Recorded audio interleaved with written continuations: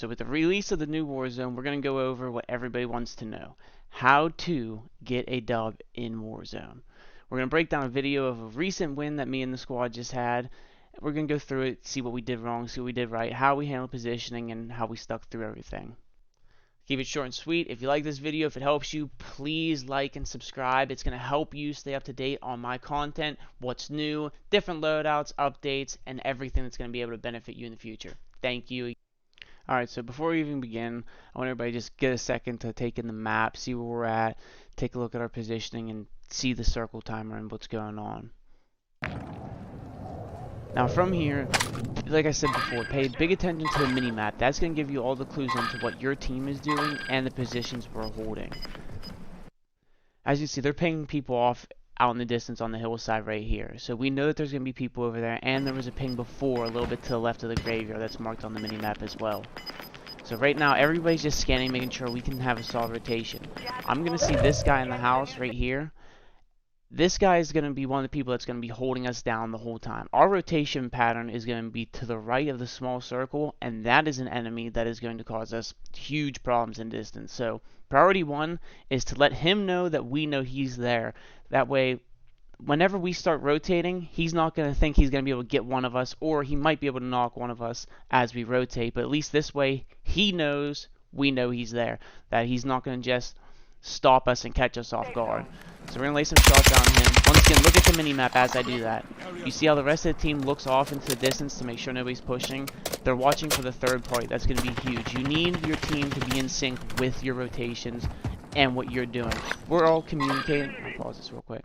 We're all communicating. I took the audio of our Discord out just because it's going to be hard. It's going to be confusing to see what I'm saying here, listening to me there, and in the callouts. I'll try another video after this with the callouts in it just to give a more in-depth feel to it, like you were there with us. But we'll keep going with this for now. But see, as I'm looking, they're still watching and holding down our rotations.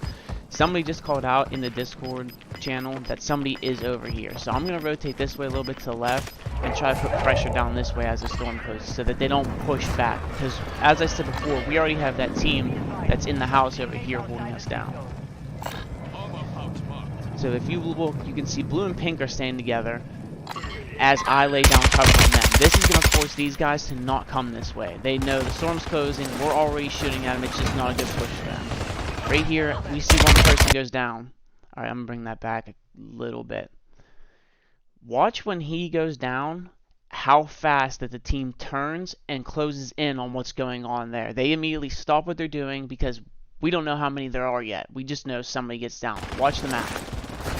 He's already getting shot, and before he's even down, Pink's turned around, blue turns around immediately. So we get the first guy down. Scrape him out because the subs in this game are unreal. Now we don't know how many there is exactly, so we're still focusing up on them. Get the crack. Keep laying fire on, don't let him plate. He's running now. Don't worry about reloading. That's a huge thing. Huge thing that's going to catch you off guard. If you have somebody cracked and they're running, the last thing you want to do in this is let them any time to escape. So what you want to do is switch to your weapon. Doesn't matter if it's a pistol, if it's an SMG, sniper. You want to put another bullet or shots toward that guy, and hopefully either you get him or your team is there with you to help finish that team off. Next is you instantly got to get plates on. Yes, you want to get the self-res. I'm watching his health. He still has time. But get plates on, because if you get knocked from one bullet as you're going to pick somebody up, you're just as useless. And now your teammate's going to have to pick two people up, and he's not going to have plates. Okay, so this is going to be huge.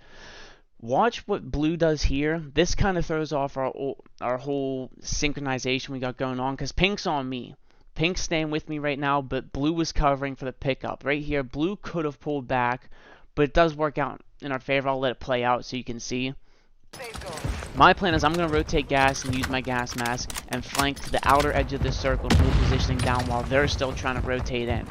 Pink sees that blue's in distress right now. He's calling out. He has mortar on him, so Pink's going to double back and help put pressure on him. This trophy... Alright, so there's two rotation paths that these people are going to take. They're either going to come all the way across the wall, or they're going to come out through this wall. Either way, what they're going to have to do, or going to try to do to get suppression on me is they're going to throw throwables. So if you have a trophy system endgame, you want to put that down in between you and them to a position where it's not going to be on top of you so they don't know exactly where to shoot it, but also somewhere where it's going to be in the line of sight of where people are throwing things down at. So we put this in position between you and them to keep anything that's going to be thrown off. Blue's down, Pink's immediately rotating over there, watching for the mortar strike. I'm going to hold this position down to where they're going to want to rotate next. And the circle pulls in our favor to where I'm already in position. Right here, if you watch that little cross up, I actually mixed this up and it threw me off and could have really screwed us. Watch my fire right here. So I get this guy cracked and the other guy runs in the line of sight. And I'm thinking I'm still following the guy that I cracked. I know I have one crack, so I want to keep them follow-up shots and hopefully get a knock. But he jumps to the left and they do a switch up and it throws me completely off. It actually throws me out of my game for a second because I'm like, oh, now there's two. I let the guy that's broken get away, but you want to stick to shooting. You don't want to stop giving any fire off because that's going to give them time to reorient themselves. So I just stick with this and keep lighting them up. Another thing end game you want to do is don't put too much pressure on yourself chasing the knock. I still have two people that are up and they're unaware of that right now to my knowledge. So I'm going to lay down, I'm going to plate, give them a second, give my teammates a time to get up, plate up, and then I'll reapply pressure. They know where they're at now because I'm calling this out the whole time in Discord. So he gets up, I'm going to plate up, let them rotate a little bit, and just keep watching to where they're going to rotate too. So I see this enemy guy's rotating. That's not where I want him to be at all. He's going to have high ground up there, and that's going to cause huge problems. If I get knocked right now, I'm causing a huge turnover in events because now my team is going to be on the outside of the circle. And they're going to be having high ground to the right, and they're going to have to push through gas through the enemy team. It's just a whole bad scenario if I don't get a knock or if I let them rotate around. Now this is perfect. Gas is now on them. One's down, one's cracked, and my teammates have the wall where I already threw a trophy system down. So they're covered from throwables, they have the wall, and I'm holding the enemy team that has to push toward us, and they're going to have a left flank. That guy's cracked. Beautiful. Now a huge part of that was the luck of the circle, and that's going to be almost every single game where you're going to have to be either in an ideal positioning or you're going to have to rotate quickly along with the circle and not give away your position with the gas. So you want to be tiptoeing across it. So if you follow blue and pink up here, they're still looking around plating up, but watch how they move as gas is closing in. They're staying on the very tip of the iceberg with it to stay out. Blue right here holds down positioning. He has a gas mask, so he's making sure they don't flank back around that wall. Put us in the crossfire pretty much. But yeah, that's the gist of most of Warzone. It's going to be, you're going to have to speak with your team, orient where you are, because if you watch at the beginning here, we're not in the best of position. Honestly, this house over here into the distance, let's see if I can get a better angle on it. This house should be superior. There should be at least one guy on the roof. They have all angles covered, and that plays out all the way into the next circle. That's probably the same team that's right here. They should have been holding this down. There's 3 other teams, so if one person's watching this way, which I imagine they do because it does just drop down to us too, they should have us locked down that entire time. But when you have your team working together and pushing, ideal positioning is surpassed by ideal rotation. And then circle pulls obviously help a lot too, but you have to be able to rotate the circle. That spot looks amazing, looks perfect, but in the end it ends up screwing them over because now they have to rotate into gas and our team is already ready for it to pull somewhere else.